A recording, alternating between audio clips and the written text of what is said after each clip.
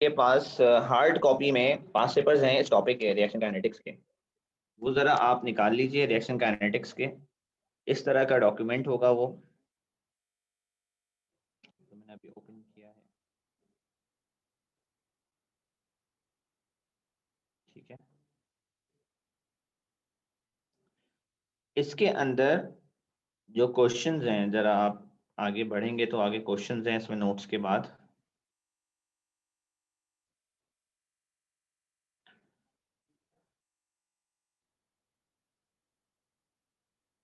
इन questions पर आ जाएं। ठीक है,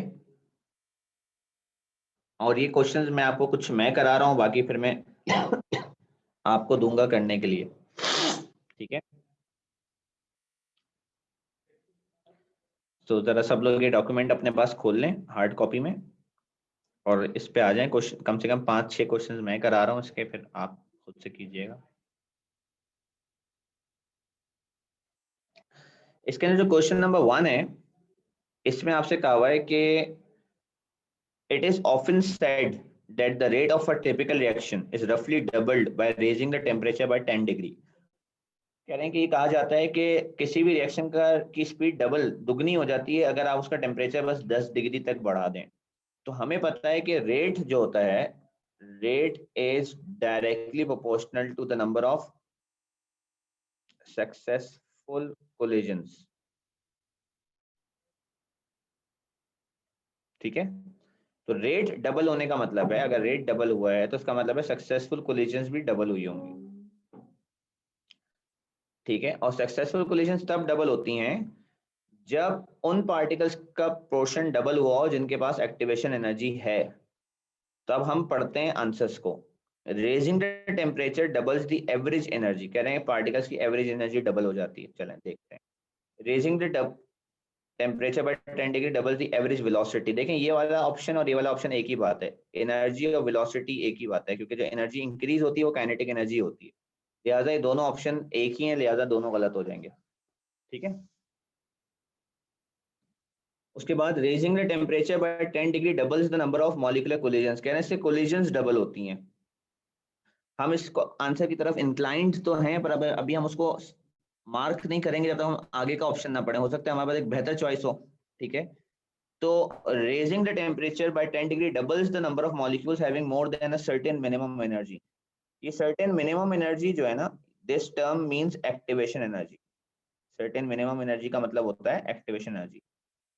तो डी हमारा आंसर इसलिए बनेगा क्योंकि वो कह रहा है कि जब तुम टेम्परेचर 10 डिग्री बढ़ाओगे तो वो तादाद डबल हो जाएगी पार्टिकल्स की जिनके पास एक्टिवेशन एनर्जी है।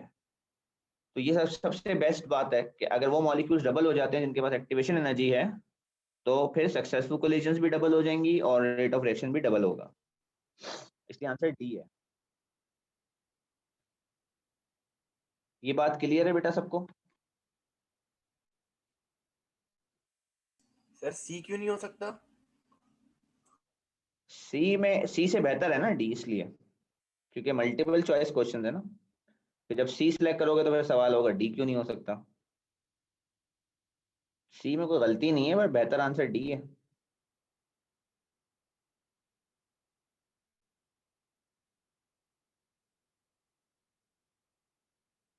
ये मल्टीपल चॉइस क्वेश्चंस होते हैं, आपके पास एक से ज्यादा चॉइस हो सकती है, आप उसमें से बेस्ट सिलेक्ट करते हैं। मल्टीपल चॉइस क्वेश्चंस, क्योंकि देखो सिर्फ कोलिजन बढ़ जाने से ये सवाल क्रिएटेड रहता है ना कि वो कोलिजन सक्सेसफुल वाली बढ़ी हैं या अनसक्सेसफुल वाली बढ़ी हैं।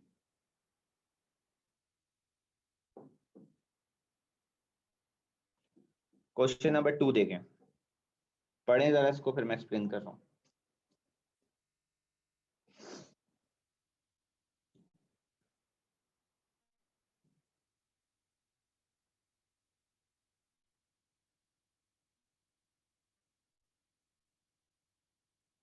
क्वेश्चन नंबर 2 में इन्होंने कहा हुआ है, जो सबसे इंपॉर्टेंट बात है ना, के इस केल्विन, के इस टेम्परेचर। ठीक है, ये कह रहे हैं कि डॉटेड लाइन जो है ना, डॉटेड लाइन 300 की है, लो टेम्परेचर की है। तो आपको पता है कि लो टेम्परेचर लेफ्ट पे होना चाहिए, तो ये आपका आंसर है।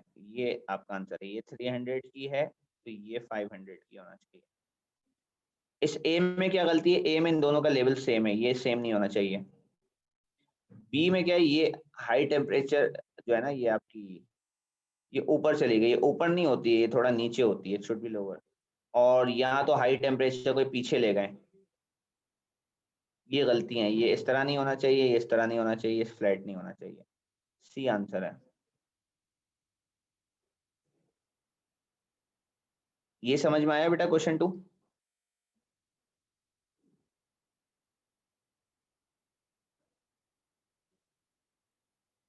जरा चैट में लिख दें अगर आपको क्वेश्चन 2 समझ में आ गया।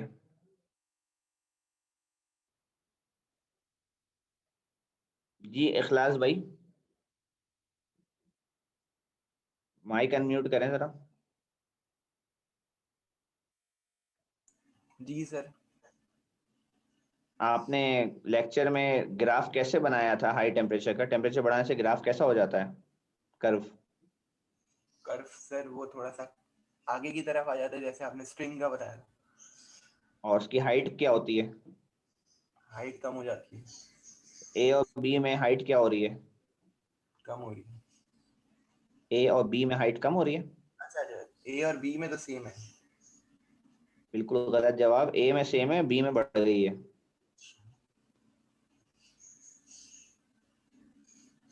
ए में हाइट सेम है बेटा, और बी में हाइट बढ़ गई है। ठीक है। और सी में कम हो गई है। जी, डी में तो ग्राफ ही उसने लेफ्ट पे शिफ्ट कर दिया है।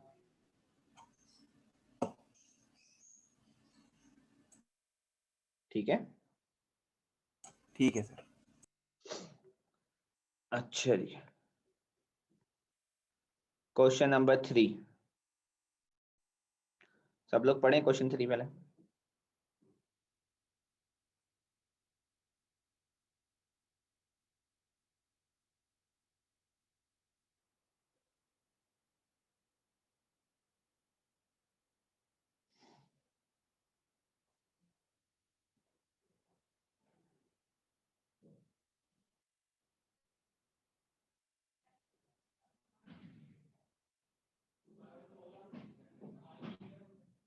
क्वेश्चन 3 में कह रहे हैं कि अगर आप टेम्परेचर कम कर देते हैं, तो पहले तो कम टेम्परेचर का मैं ग्राफ बना रहा हूँ, ठीक है, देखें कम कर रहा हूँ मैं टेम्परेचर। मैं स्टार्ट ओरिजिन से कर रहा हूँ, टेम्परेचर कम करने का मतलब है मेरा ग्राफ लेफ्ट पे शिफ्ट हो जाएगा, तो मैं यहाँ लेफ्ट पे शिफ्ट कर रहा हूँ उसको। ठीक है, ये मैंने टेम्परेचर कम का ग्राफ बनाया। तो पहले तो बताएं, इससे जो एरिया एल एल है, एल वाला एरिया क्या हो गया है पहले से? जी क्या हुआ एल वाला एरिया?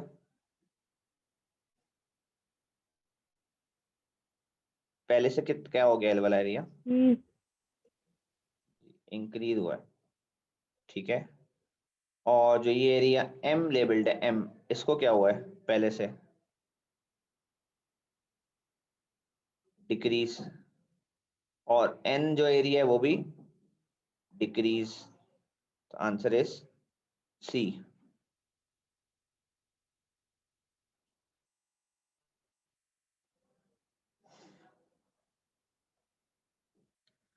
ठीक है बेटा।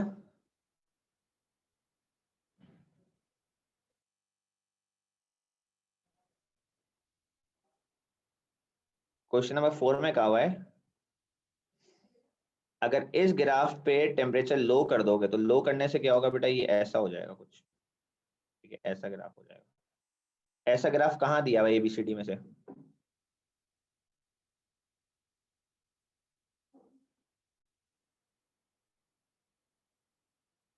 सी में दिया हुआ है बिल्कुल।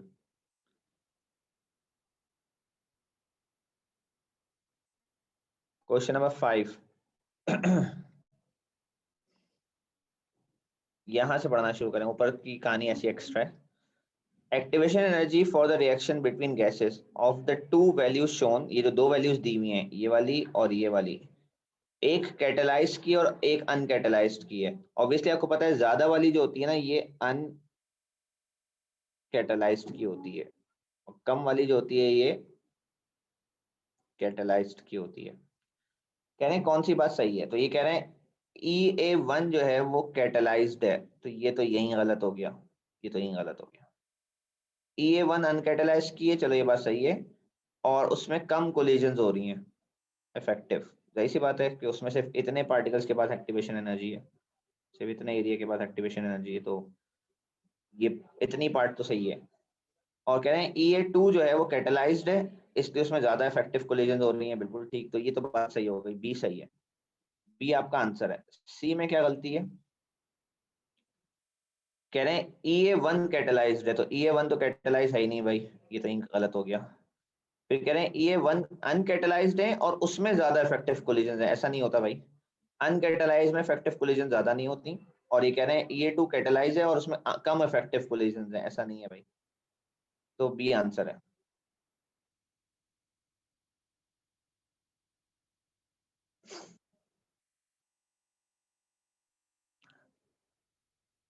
अब आपने क्या करना है, क्वेश्चन 7 ऑनवर्ड्स खुद करने, और बात को जरा सुनिए, दोबारा रिपीट कर रहा हूँ, जब आप आगे बढ़ेंगे तो ये क्वेश्चन नंबर 18 है, 18 के बाद शुरू के 18 के आंसर, तो क्वेश्चन 7 से जो आप आंसर देख रहे हो यहाँ लिखे हुए हैं यहाँ पर, ठीक है?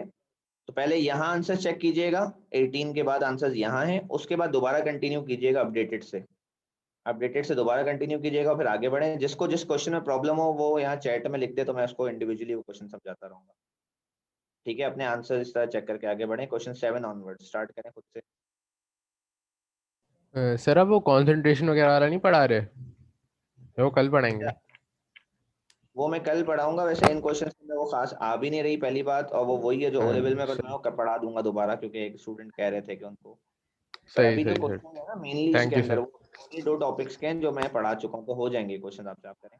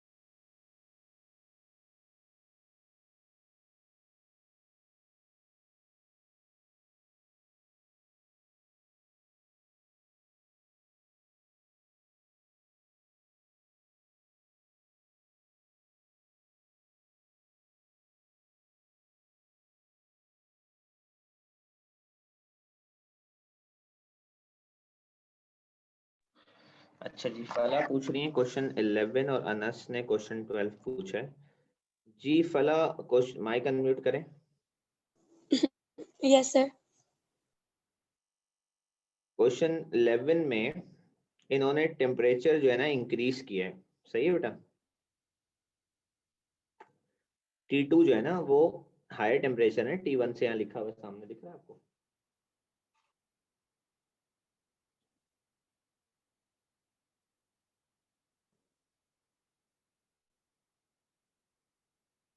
पल्लाबाजी कहाँ गई? जी सर मैं यही हूँ। ये दिखा आपको? जी सर, मुझे एक्चुअली ये पूछना है कि ए क्यों नहीं हो सकता, क्योंकि जो कोलेजन से अगर टेम्परेचर इंक्रीज होगा तो वो तो ओवरऑल कोलेजन इंक्रीज हो जाएंगे ना। सिर्फ और सिर्फ ग्रेटर जिनकी काइनेटिक एनर्जी है उनकी तो जरूरी नहीं है ना, सारे ही कोलेजन ओवरऑल इंक्रीज होंगे। कोलिजन जितने भी इंक्रीज हो उससे कोई फर्क नहीं पड़ता जब तक वो सक्सेसफुल ना हो।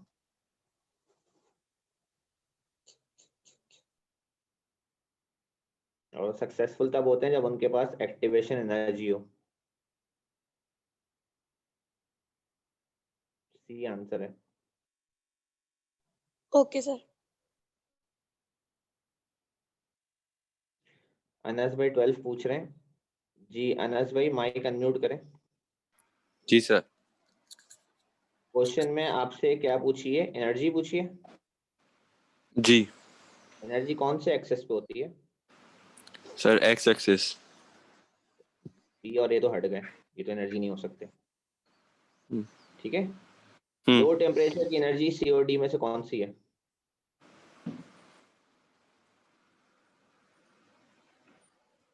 लोअर टेम्परेचर की सर तो एनर्जी दोनों कौन सी? जी सी की लग रही है सर। तो सी की कैसे सर? डी भी तो टच हो रही है उस पे। लोअर टेम्परेचर का ग्राफ ही है ये लोअर टेम्परेचर का ग्राफ है, ये हाईवे टेम्परेचर का ग्राफ है। अच्छा सही है, समझ गया।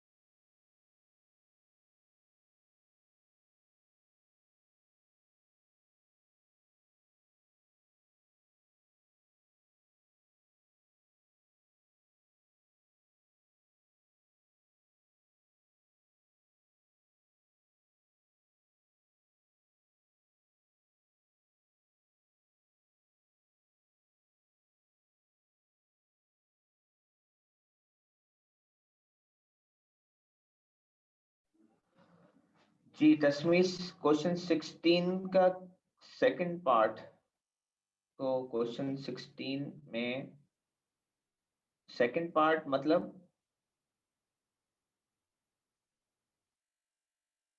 ये तस्वीर भाई माइक अनम्यूट करके बोल सर वो जो आगे 18 के वहां पे जो 60 है। अगले उसका 16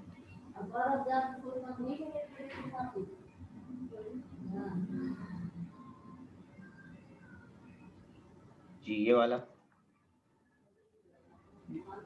यस सर। ये कह रहे हैं कि क्या होगा अगर टेम्परेचर इंक्रीज होगा, ठीक है। प्रोपोर्शन बढ़ जाएगा सर उनका, मतलब डिस्ट्रीब्यूशन के बारे में बताएं जब टेम्परेचर इंक्रीज होगा। पहला option, fair molecule possess the most probable energy and this value shift to the left. ये होती है मोस्ट प्रोबेबल वैल्यू, ठीक है। जब टेम्परेचर इंक्रीज होगा तो ये वैल्यू यहाँ आ जाएगी। तो पहली बात, ये वैल्यू कहाँ शिफ्ट होगी? राइट।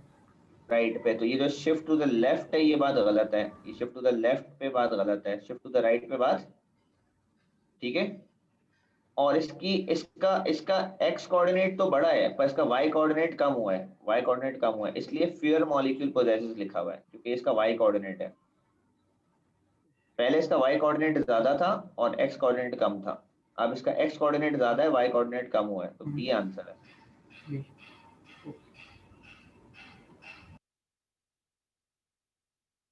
समझ में आई बेटा? Yes sir.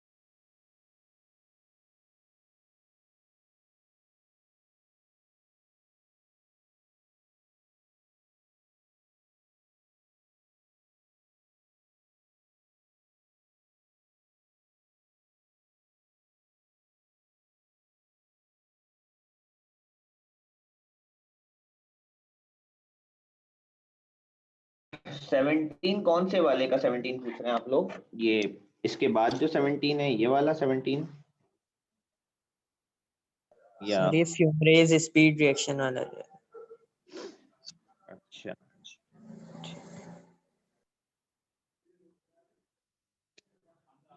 हाँ, why do fumarase speed up a reaction? Fumarase enzyme है ना बेटा। सर तो सी और डी दोनों सही है, तो इसमें से कौन सा ऑप्शन तुमने चूज किया है? बिल्कुल सी ही सिर्फ आंसर है, डी तो नहीं है। डी क्यों है? सर लेकिन जो एंजाइम है वो स्पेसिफिक होता है ना किसी रिएक्शन के लिए, तो ये स्पेसिफिक नहीं हो सकता इस रिएक्शन के लिए। बिल्कुल ये इस रिएक्शन के लिए स्पेसिफिक है, सही कह रही हैं आप। तो फिर डी क्यों नहीं है? क्योंकि उसने ये पूछा ही नहीं, उसने तो वो ये पूछा है कि स्पीड कौन बढ़ाता है। स्पीड तो वो एक्टिवेशन एनर्जी कम करके बढ़ाते हैं ना, स्पेसिफिक होकर थोड़ी बढ़ाते हैं। स्पेसिफिक होकर तो वो सिर्फ एक रिएक्शन पे काम करते हैं, दूसरे पे नहीं करते। उससे स्पीड का ताल्लुक थोड़ी है स्पेसिफिक होने से। सही, थैंक यू। अच्छा बेटा, अब आप लोग जो है ना सारे क्वेश्चन जितने भी हैं ना सारे करें एंड तक विद थ्योरी क्वेश्चंस जितने आप कर सकते हैं, और कल हम इस टॉपिक को इंशाल्लाह स्कूल में कंक्लूड कर लेंगे, ठीक है। सारे करके लाइएगा, फिर इसकी क्वेरीज डिस्कस होंगी, इसको कंक्लूड करते हैं फिर कल, सही है। अभी आप ऑफ करें इसको, आज करिएगा, फिर एक साथ क्वेरीज कराऊंगा कल। अल्लाह हाफिज।